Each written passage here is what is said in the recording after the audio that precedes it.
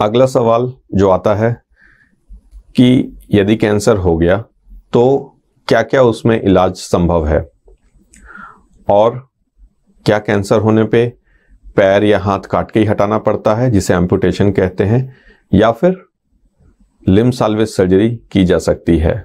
Limb salvage surgery का मतलब cancer वाले अंग को बचा करके भी ऑपरेशन किया जा सकता है। इस समय जो कैंसर का इलाज है, खास करके हड्डी एंड मांसपेशी के जो कैंसर है, जो सॉफ्ट टिश्यू ट्यूमर्स हैं, इसमें सक्सेस रेट बहुत ज़्यादा है।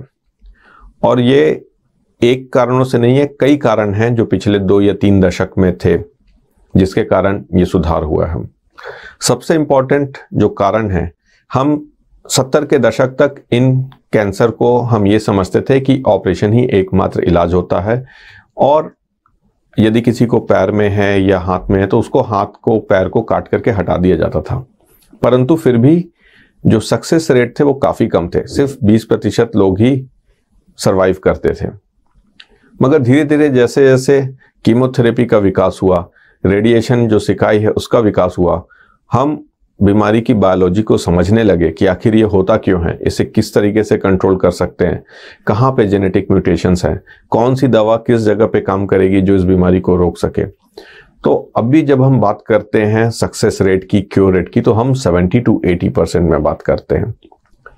और जब हम इस बीमारी का इलाज करते हैं, ये सिर्फ एक स्पेशलिस्ट के द्वारा ट्रीट नहीं की जाती है, इसमें पूरी टीम रहती है जिसमें ऑर्थोपेडिक ऑन्कोलॉजिस्ट, मतलब जो सर्जन हैं, जो खासकर हड्डी मांसपेशी के कैंसर के स्पेशलिस्ट हैं, उनका रोल होता है। मेडिकल ऑन्कोलॉजिस्ट जो दवा देते हैं, जो कीमोथेरेपी देते हैं। रेडिएशन ऑन्कोलॉजिस्ट जो सिकाई करते हैं। इसके अलावा रेडियोलॉजिस्ट, पैथोलॉजिस्ट जो खासकर हड्डी मांसपेशी के कैंसर के इलाज में ट्रेंड हैं, उनका सहयोग, साइकोलॉजिस्ट का, न्यूट्रिशनिस्ट का, डाइटिशियन का, सभी का बहुत इंपॉर्टेंट रोल होता है जिससे कि ये सक्सेसफुल आउटकम्स आते हैं। और जैसे कि मैंने बताया कि कई चीज़ों में बहुत विकास हुआ है, जैसे हमारे कीमोथेरेपी की जो दवाएं हैं, रेडिएशन है। एक बहुत इंपॉर्टेंट डेवलपमेंट है कि पहले जो प्रोस्थेसिस लगते थे, जो इम्प्लांट लगते थे, वो बहुत महंगे होते थे। तो बीमारी होते हुए भी लोगों को ये संभव नहीं था कि वो इतना पैसा खर्च कर सकें, क्योंकि विदेशों में तो कई जगह पे सोशल इंश्योरेंस है, गवर्नमेंट की स्कीम्स है, सब कुछ गवर्नमेंट में कंट्रोल होता है। बट अभी भी इंडिया में ये चीज़ अभी पाइपलाइन में है, अधिकतर लोगों के पास इंश्योरेंस नहीं है। सो कॉस्ट एक बहुत मेजर फैक्टर होता है जिसके कारण लोगों को कई बार एम्पुटेशन के ऑफर किया जाता है कि पैर काट दिया जाएगा या हाथ काटा जाएगा।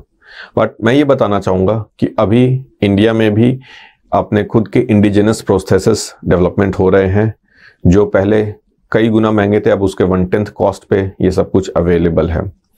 और सिर्फ प्रोस्थेसिस ही नहीं है जो लिम्ब साल्वेज करते हैं, बल्कि बहुत न्यू मोडालिटीज़ हैं जिससे कि हम लोग हाथ या पैर के अंग को बचा सकते हैं। जैसे जो कैंसर की हड्डी है, अब हम कई तरीके से उस हड्डी को भी ठीक करके वापस उसी जगह पे लगा सकते हैं, जिसे हम लोग एक्स्ट्रा कॉर्पोरियल रेडियोथेरेपी कहते हैं। ये आप नीचे में देखेंगे, ये रेडिएशन की मशीन है। कई बार हम उस हड्डी को काट करके, जो कैंसर की हड्डी, उसे बाहर निकालते हैं, उसकी सिकाई करते हैं और उसे वापस उसी जगह पर फिट कर देते हैं। ये बायोलॉजिकल रिकंस्ट्रक्शन हुआ। दूसरे केसेस में जहाँ पर जो खासकर जहाँ हम वजन डाल के चलते हैं, जैसे हमारे हिप जॉइंट के नीचे जहाँ वजन डालने वाली हड्डियाँ हैं, नी जॉइंट के पास, थाई बोन में, लेग बोन में, उन जगह पे जितना कैंसर पार्ट है उसे हम काट के निकालते हैं और उसकी जगह पर उसी के साइज का इम्प्लांट लगाते हैं। जैसे कि ये भी एक बहुत बड़ी भ्रांति है लोगों में कि यदि हड्डी या मांसपेशी का कैंसर हो गया तो मतलब अब हाथ या पैर से हमें खोना ही है, एम्पुटेशन ही करना है, पैर काट के हटा देना है। ऐसा नहीं है।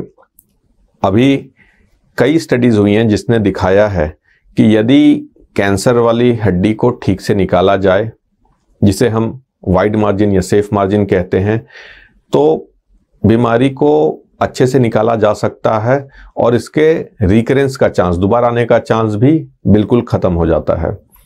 इसके लिए ज़रूरी है कि आप जो इसके स्पेशलिस्ट हैं, जो ट्रेंड सर्जन हैं, उनके पास ही ऑपरेशन करवाई जाए ताकि कैंसर पूरी तरीके से निकल जाए। अभी की अगर हम बात करें, 90% से ज़्यादा कैंसर के केसेस में हम हाथ या पैर को बचा लेते हैं। जो 1 दशक या 2 दशक पहले जिन केसेस के लिए लोग हाथ पैर काटते थे, उन सभी को हम लिम्ब साल्वेज सर्जरी या लिम्ब प्रिजर्विंग सर्जरी करके बचा सकते हैं।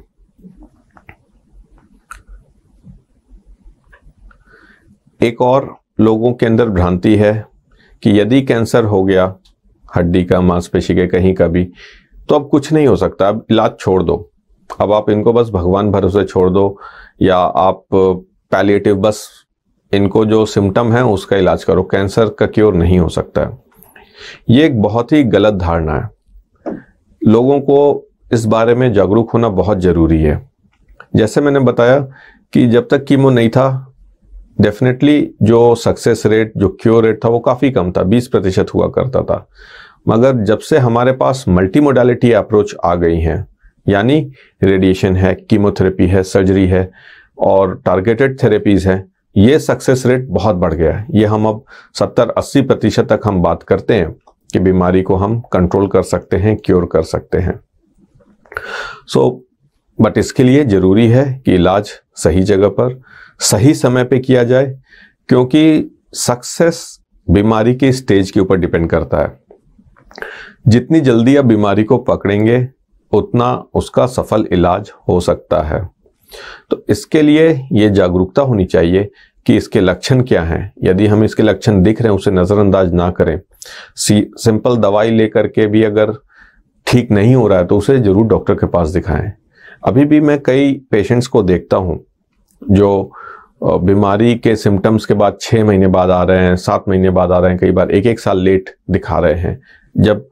जब से शिकायत हुई तब से उनका जो पहला एक्सरे निकला उसमें 3 महीने की देरी थी, क्योंकि लोगों ने यही सोचा कि वैसे ही बस ये एक स्प्रेन है, मसल्स पुल हो गई है, फिजियोथेरेपी कराओ, एक्सरसाइज कराओ, दवा दो।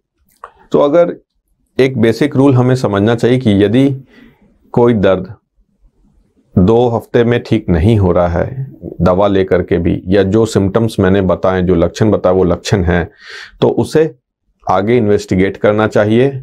आगे उसका जो टेस्ट हैं, जो ब्लड टेस्ट हो गए या बेसिक एक्सरे हो गया, ये करना चाहिए, करके देखना चाहिए।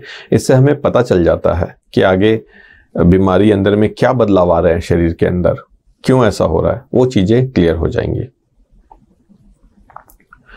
कुछ उदाहरण दूंगा, जैसे ये केस, ये आप देखेंगे, ये हड्डी है, ये हमारे पैर की हड्डी है जिसे टिबिया कहते हैं, और ये हमारे हड्डी का ऊपर वाला भाग है जिसमें यह हड्डी इधर खोखली हो रखी है। इस पेशेंट को हड्डी का कैंसर था जिसे ऑस्टियोसार्कोमा कहते हैं। आजकल हम इसको बहुत आसानी से बचा सकते हैं। जितनी हड्डी रहती है इस हड्डी को हम निकाल करके, हटा करके इसकी जगह पे उसी के आकार का मेटालिक हड्डी डाल सकते हैं।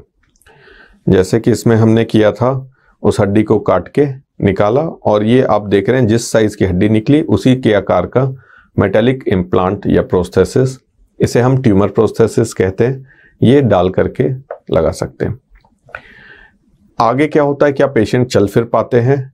डेफिनेटली, यदि ये ऑपरेशन ठीक से रहता है, पेशेंट अगले दिन से पूरा वजन डाल करके चल सकते हैं।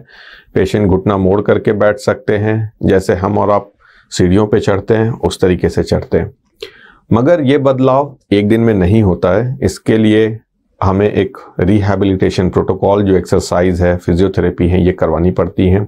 वापस से सारे मसल्स को बिल्ड करना पड़ता है ताकि ये कर सकें।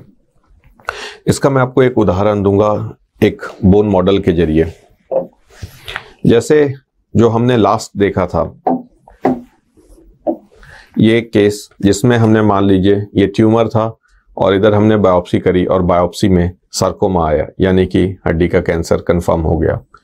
उसके बाद हम प्लान करते हैं, एमआरआई में नापते हैं कितनी दूर की हड्डी खराब है, जो मैं लिम्ब साल्वेज की बात कह रहा हूँ। इसमें हम निकालते हैं कि इसने कितने जो आसपास के मांसपेशी है, कितनी मांसपेशी को पकड़ा है।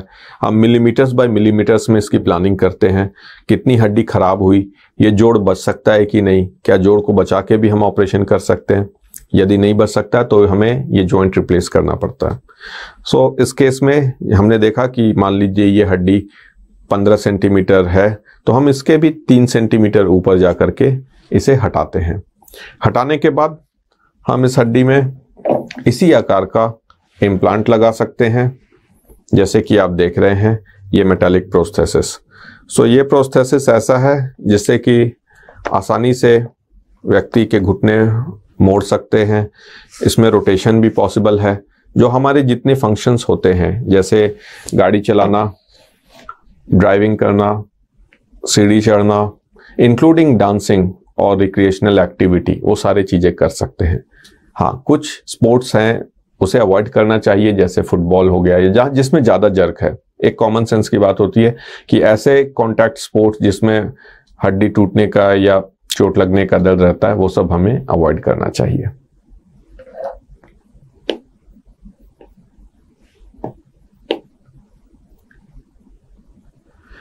ये अभी जो हमारे पास लिम्ब साल्वेज सिस्टम है, ये अभी और भी एडवांस हो गए हैं।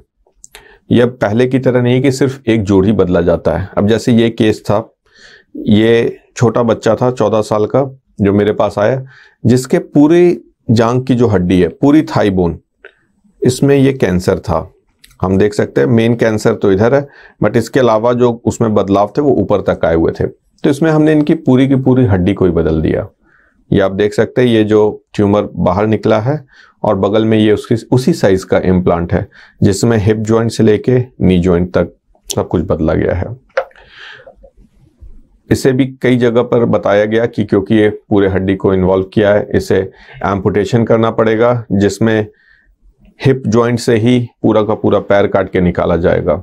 आप समझ सकते हैं किसी यंग बॉय के लिए यदि इस तरह का ऑपरेशन किया जाए तो आगे हर चीज़ में उसकी पर्सनल लाइफ, उसकी ग्रोथ, उसकी पढ़ाई लिखाई, आगे जो उसका जॉब होगा, हर चीज़ इससे अफेक्ट हो सकती है।